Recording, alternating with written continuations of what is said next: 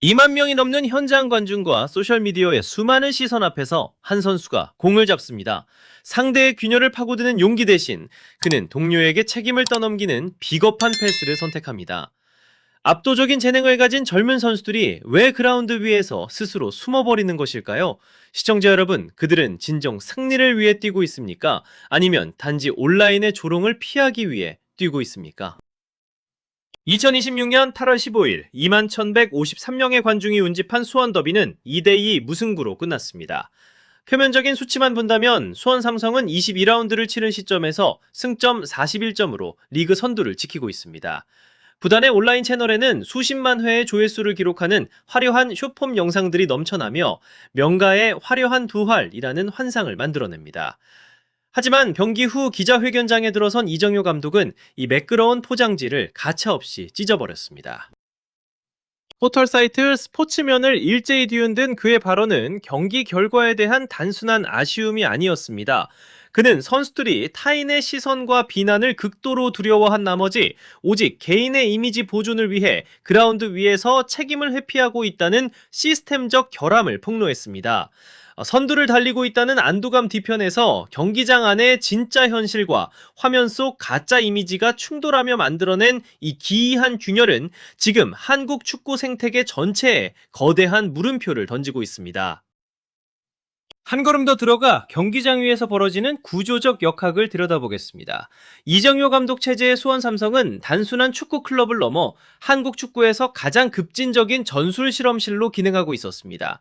4-2-3-1의 기본 틀에서 출발하여 공격 시에는 3-3-4라는 파격적인 숫자의 전방 배치를 시도하고 수비 전환 시에는 단 한 명의 중심축만을 둔 채 5-1-4로 상대의 퇴로를 차단하는 정교한 공간 설계였습니다. 이러한 입체적인 움직임은 선수들에게 고도의 전술적 지능뿐만 아니라 실패의 위험을 기꺼이 짊어지는 담대한 결단력을 절대적인 조건으로 요구합니다. 하지만 우리가 목격하는 가장 치명적인 역설은 가장 첨단화된 전술 시스템이 가장 유약하고 방어적인 심리에 의해 무력화되고 있다는 점입니다. 이정효 감독이 직설적으로 비판한 폭탄 돌리기의 본질은 단순한 기량 부족이 아니라 지극히 계산된 책임 회피에 가깝습니다. 상대의 수비 블록을 단숨에 무너뜨리기 위한 종적인 전진 패스는 언제나 약 30%의 차단 위험을 내포하고 있습니다. 만약 이 도전이 실패로 끝나 역습의 빌미가 된다면 그 장면은 곧바로 숏폼 영상으로 조각나 온라인 커뮤니티에 잔혹한 비난을 받게 됩니다. 비난의 화살을 피하려는 선수는 결국 자신의 평판에 보존하기 위해 성공률 90%의 무의미한 횡패스를 선택하며 압박에 갇힌 동료에게 위험을 전가합니다.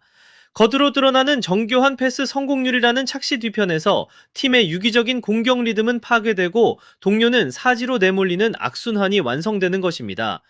역사의 궤적을 복귀해보면 이러한 보신주의적 태도는 과거 명가의 몰락 과정과 섬뜩할 정도로 완벽하게 일치합니다. 과거 수원 삼성이 막대한 예산과 화려한 스타들을 거느리고도 치욕스러운 강등의 굴레를 피하지 못했던 이유는 전력의 열세 때문이 아니었습니다. 그것은 웅장했던 거인의 껍데기만 남은 채 내면의 승부욕과 투지가 증발해버린 뼈아픈 시스템의 형해화 현상이었습니다. 팬들의 비난을 두려워한 나머지 경기장에 선 선수들이 오직 욕먹지 않는 무난한 선택에만 내몰되었을 때 거함은 외부의 충격이 아닌 내부의 공포로 침몰했습니다. 비난받지 않기 위해 선택한 그 비겁한 안전함이야말로 가장 빠른 속도로 팀 전체를 파멸로 이끄는 독약이었음을 역사는 기록하고 있습니다. 타인의 시선이라는 감옥에 갇혀 도전을 멈춘 조직에게 과거의 영광은 그저 미래를 갉아먹는 무거운 족쇄에 불과할 뿐입니다. 태면적인 이유를 넘어 리그 선두를 질주하는 지도자가 왜 선수단 전체를 향해 소셜미디어를 전면 중단하라는 극약 처방을 내렸는지 그 심층을 들여다보아야 합니다. 그것은 알고리즘과 이미지 과잉의 디지털 환경이 프로 선수의 가장 본질적인 생존 야성을 서서히 거세하고 있기 때문입니다.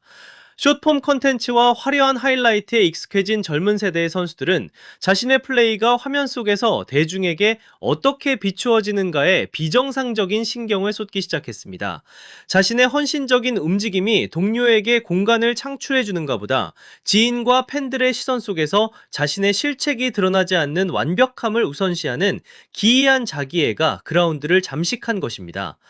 그들은 온라인상에서 누리는 가상적 인기와 경기장 위에서 증명해야 할 냉혹한 실전 경쟁력을 동일한 것으로 착각하는 치명적인 인지 부조화에 갇혀 있습니다. 이정효 감독은 한국 축구계에 오랫동안 뿌리 깊게 박혀있던 맹목적인 성실함이라는 환상을 정면에서 타격했습니다. 죽으림을 다해 뛰는 것은 프로 선수에게 특별한 칭찬의 이유가 아닌 지극히 당연한 기본 의무이며, 진정한 프로의 가치는 높은 전술적 지능과 두려움을 깨부수는 담대함에서 완성된다는 선언입니다.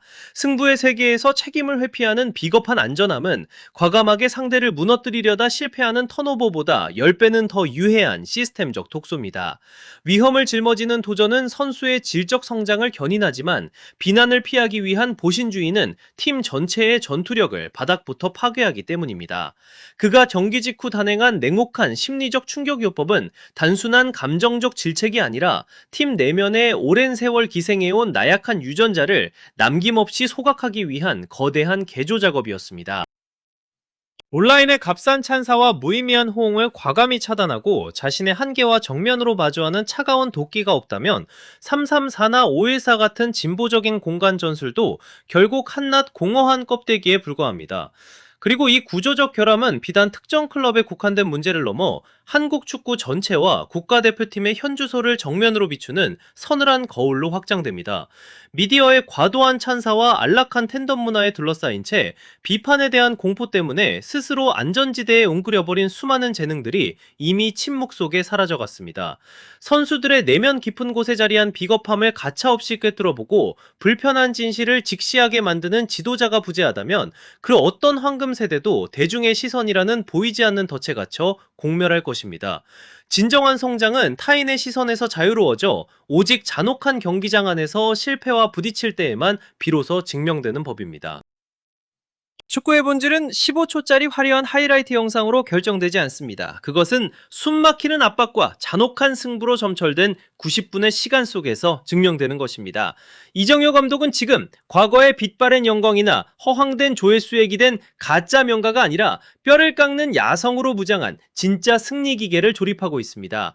이제 질문의 화살은 한국 축구의 미래를 짊어질 젊은 선수들 스스로를 향해야 합니다. 시청자 여러분, 과연 그들은 스마트폰 화면을 끄고 허상에 불과한 찬사를 벗어나 거친 그라운드의 현실과 정면으로 마주할 용기를 증명할 수 있을까요?